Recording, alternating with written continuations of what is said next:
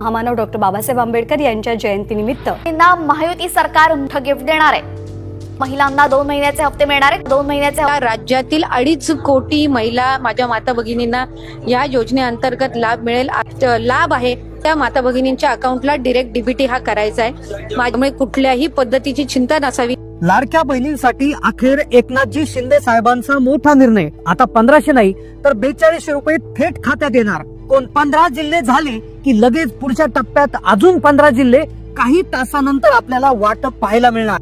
याचे 2 हप्ते, पहिला हप्ता नाही 2 हप्ते देणार आहोत। आता हे रॅन्डमली आम्ही ते सुरू केले, अकाउंट चेक करतोय पैसे बरोबर जात आहेत की नाही, आणि त्यामुळे त्याची सुरुवात झालेली आहे।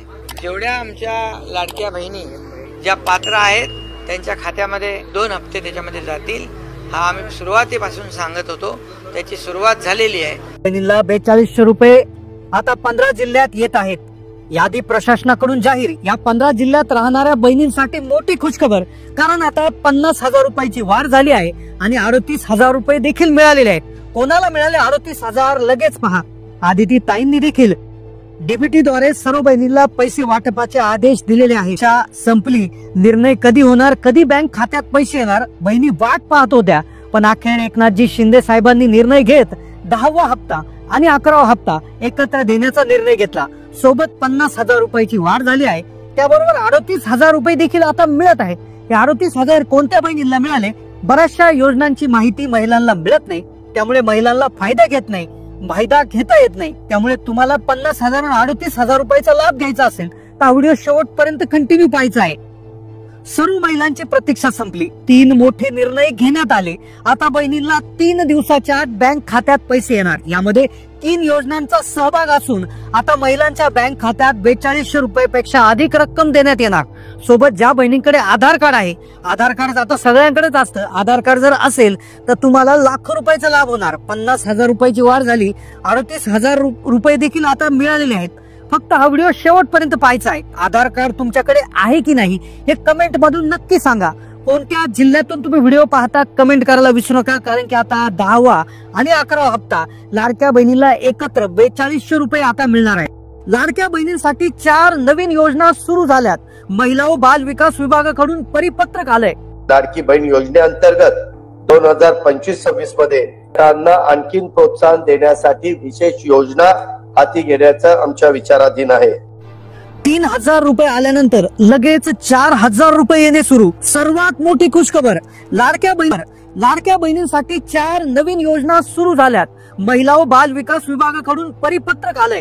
लाडकी बहीण आता अपात्र होणार नाही, सर्व बहिणींना 2100 रुपये मिळणार। आदिती ताईंची घोषणा। तर सर्व लाडक्या बहिणींना विनंती राहील की आपण कुठल्याही अफवांना बळी पडू नका। कुठेही आम्ही कुठल्याही लाभार्थ्याच्या खात्यातून परत काही लाभ घेतलेला नाहीये, रिफंड केलेला नाहीये। लाडक्या बहिणींना फेब्रुवारी आणि मार्चचे 3,000 रुपये आलेत। आता त्यानंतर लगेच 4,000 रुपये देण्याचा निर्णय झाला आहे। आता हे 4,000 रुपये कशाचे आहेत आणि कोणत्या महिलांना मिळणार आहेत? पण महिलांच्या नाव नोंदणीमध्ये बदल झालाय। लाडक्या बहिणींच्या नावांचा प्रॉब्लेम झालाय। कोणत्या महिलांचा नावांचा प्रॉब्लेम झालाय तो कसा दुरुस्त करायचा आहे? ज्या महिलांना अजूनही फेब्रुवारी मार्च मागचे हप्ते मिळाले नसतील त्या महिलांना महिला बाल विकास विभागाकडून एक परिपत्रक आलंय। आता त्यांनी फक्त मेसेजची वाट पाहायची नाहीये, एक अर्जंट काम करायचं आहे। ते कोणतं काम आहे की ज्यामुळे त्यांना पैसे येतील? त्यासाठी हा व्हिडिओ फक्त 2 मिनिटं पहा। कोणत्या खात्यात महिलांना हे 4,000 रुपये मिळणार आहेत त्या संदर्भात सविस्तर अपडेट आता आपण जाणून घेणार आहोत। व्हिडिओमध्ये लाडक्या बहिणींसाठी अतिशय महत्वाच्या 4 बातम्या असणार आहेत।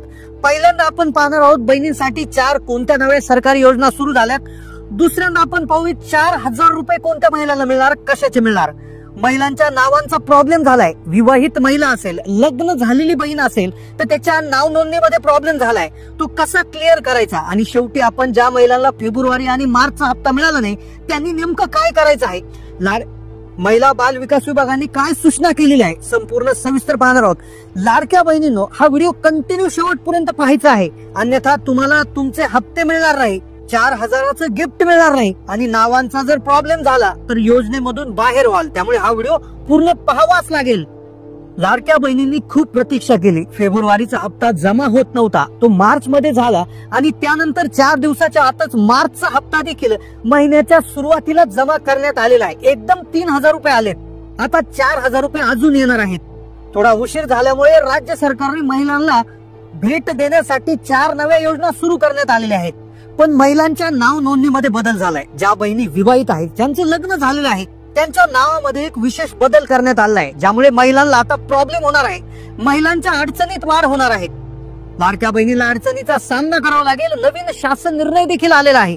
आता ज्या बहिणींचं लग्न झालंय आणि ज्या महिला लाडकी बहीण योजनेचा लाभ घेत आहे, त्यांच्या नाव नोंदणी संदर्भात एक GR आलाय. आता काय अडचण त्यामुळे होणार आहे, त्यावर उपाय काय आहे, त्याच्याविषयी देखील अपडेट आपण समजून घेणार आहोत. आता सर्वात आधी ज्या बहिणीला अजूनही फेब्रुवारी आणि मार्चचा हप्ता जमा झाला नाही, जानेवारीचा झाला नाही किंवा मागचे हप्ते जमा झाले नाही, त्यांच्यासाठी एक सूचना आलेली आहे. त्यांनी फक्त मोबाईलचा मेसेज चेक करायचा नाहीये, तर त्यांनी एक काम अर्जंट करायचं आहे. त्यांचं आधार कार्ड हे बँक खात्याला व्यवस्थितपणे लिंक आहे की नाही हे देखील चेक करणं आता गरजेचं आहे.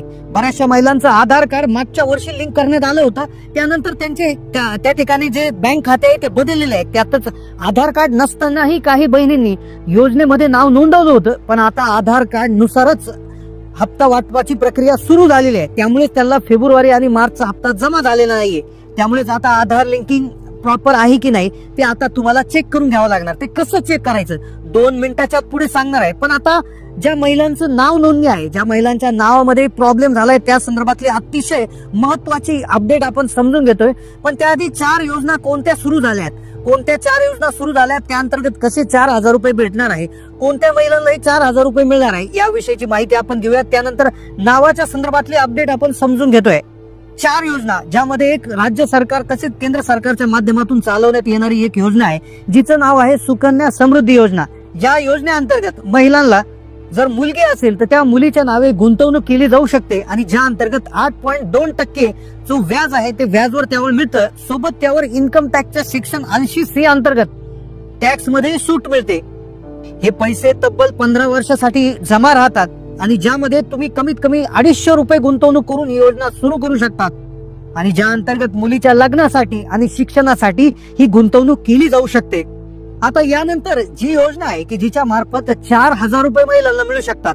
आता हे 4,000 रुपये कोणत्या महिलांना मिळणार, त्यासाठी काय कागदपत्र लागतात, काय विशेष यासाठी सूचना आहे ती एकदा जाणून घ्या. त्यानंतर नावाच्या बाबतीत काय प्रॉब्लेम झालाय, नावाच्या बाबतीत काय अडचणींचा सामना महिलांना करावा लागेल ती माहिती. आता पहा, 14 जिल्हे आहेत, महाराष्ट्रातील 14 जिल्हे आहेत. तर त्या अंतर्गत केशरी रेशन कार्ड धारक जर तुमच्याकडे असेल तर तुम्हाला 4,000 रुपये मिळणार आहेत. आता हे कसे मिळतील, कोणत्या 14 जिल्ह्यात मिळतील, आता याची माहिती आपण घेतोय. आता पहा, जिल्ह्यांची यादी सर्वप्रथम सांगतोय. औरंगाबाद म्हणजे आत्ताचं छत्रपती संभाजीनगर, जालना, नांदेड, बीड, उस्मानाबाद, परभणी, लातूर, हिंगोली, अमरावती, वाशिम, अकोला, बुलढाणा, यवतमाळ आणि वर्धा 14 जिल्हे आहेत. या 14 जिल्ह्यामध्ये केशरी रेशन कार्ड धारक कुटुंबाला रेशन कार्डवर पैसे आता मिळणार आहे. हे 4,000 रुपये मिळण्याची ही जी योजना आहे, तर या योजनेची सुरुवात जानेवारी 2023 मध्ये झाली होती, ज्या अंतर्गत 14 जिल्ह्यामध्ये केशरी रेशन कार्ड धारकांना अन्नधान्याऐवजी प्रति लाभार्थी 150 रुपये देण्यात येणार होते. आता जी रक्कम 2025 मध्ये वाढवण्यात आलेली आहे, जी रक्कम आता प्रति लाभार्थी 170 रुपये करण्यात आली आहे. या योजनेअंतर्गत रोख रक्कम ही कुटुंबांच्या आधार कार्डशी संलग्न बँक खात्यामध्ये जमा करण्यात येते.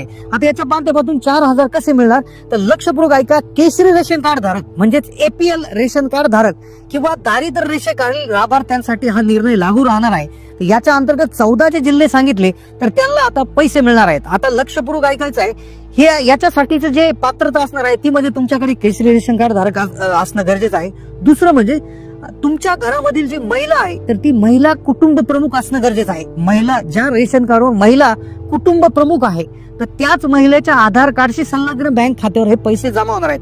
14 जिल्हे आधी सांगितले आहे. तर 4,000 कसे मिळणार, तर उदाहरणार्थ तुमच्या घरामध्ये जर 2 सदस्य असतील तर 170 आणि 170 असे प्रति महिना जवळपास तुम्हाला 340 रुपये मिळतील आणि वर्षाला जवळपास 4,080 रुपये मिळतील. तर अशा प्रकारे हा 4,000 रुपयाचा वेगळा लाभ तुम्हाला मिळणार आहे. पण यासाठी हे जे 14 शेतकरी आत्महत्याग्रस्त जिल्हे आहेत त्या जिल्ह्यात तुम्ही राहायला असायला पाहिजे, तुमच्याकडे केशरी रेशन कार्ड असायला पाहिजे आणि तुमची जी रेशन कार्डवर जी कुटुंब प्रमुख म्हणून महिला असायला पाहिजे. तर ह्या 3-4 गोष्टी याच्यामध्ये असणार आहे. आता नावांचा प्रॉब्लेम काय झालाय, लाडकी बहीण योजनेच्या संदर्भातील एक नावांची अपडेट आली, नावांचा प्रॉब्लेम झालाय. तर ते कोणत्या नावांचा प्रॉब्लेम झालाय ते एक विशेष गोंधळ तयार झाला आहे. तर त्यामध्ये काय करण्यात आलं आहे, जे काय डॉक्युमेंट आता इथून पुढे निघतील, जे काय डॉक्युमेंट असतील, उत्पन्नाचा दाखला, रेशन, म्हणजे कुठलेही डॉक्युमेंट असू द्या, ज्याच्यामध्ये आता वडिलांच्या नावाबरोबर आईचंही नाव लिहिणं आता बंधनकारक करण्यात येणार आहे.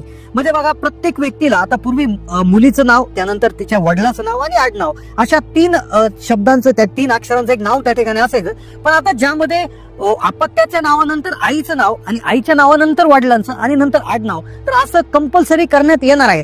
आता याच्यामध्ये मुलांचं जर, पुरुषाचं जर असेल तर पुरुषाचा फारसा प्रॉब्लेम होणार नाही, पण महिलांचा यामध्ये प्रॉब्लेम होणार आहे. आता जी महिला आहे, जी अविवाहित आहे, तर त्यावेळेस ती तिच्या आईचं आणि वडिलांचं नाव लावून आडनाव लावू शकते. पण ज्यावेळेस तिचा विवाह होतो, तर त्यावेळेस तिच्या वडिलांच्या नावाच्या जागे तिच्या पतीचं नाव त्या ठिकाणी येत असतं आणि तिचं आडनाव देखील बदलत असतं. मग यामध्ये गोंधळ असा निर्माण झालाय की ज्यावेळेस लग्न होईल, तर त्यावेळेस मग आईचं नाव आणि नंतर पतीचं नाव आणि नंतर आडनाव, तर हा फार मोठा गोंधळ याच्यामध्ये होऊ शकतो. मग नेमकं कसं करायचं आहे विवाहित महिलांच्या बाबतीत, तर या बद्दल आमदार सना मलिक आहे, तर यांनी विधानसभेत प्रश्न निर्माण केलाय की महिलांसमोर यामुळे अडचणी वाढतील. आता महिलांनी नेमकं कोणतं नाव लावायचं, लग्न आधीच्या वडिलांचं आणि आईचं नाव लावायचं की फक्त पतीचं नाव लावायचं की काय लावायचं, या संदर्भात मोठा गोंधळ उडालाय. तर या संदर्भात नक्कीच सरकार यावर निर्णय घेणार आहे. या संदर्भात एखादा GR देखील लवकरात लवकर येऊ शकतो, ज्यामुळे कागदपत्रामध्ये सुसंगती राखणं हे शक्य होणार आहे, कुठल्याही प्रकारच्या अडचणी येणार आहे. त्यामुळे नक्कीच शासन लवकर यावर स्पष्ट भूमिका मांडेल आणि लवकरच यावर देखील निर्णय होणार आहेत. या मुद्द्याचं गांभीर्य लक्षात घेऊन उपमुख्यमंत्री अजित पवार यांनी देखील शासन निर्णय जारी करण्याचं आश्वासन दिलेलं आहे. तर त्यामुळे नक्कीच ज्या विवाहित महिला आहेत, तर त्यांनी आईचं, पतीचं की पतीचं, वडिलांचं, म्हणजे कुठल्याही प्रकारे नावांची जी विशेषतः जो बदल त्यांना करावा लागणार आहे, ते त्या संदर्भात पुढील अपडेट येतील, ते अपडेट आपण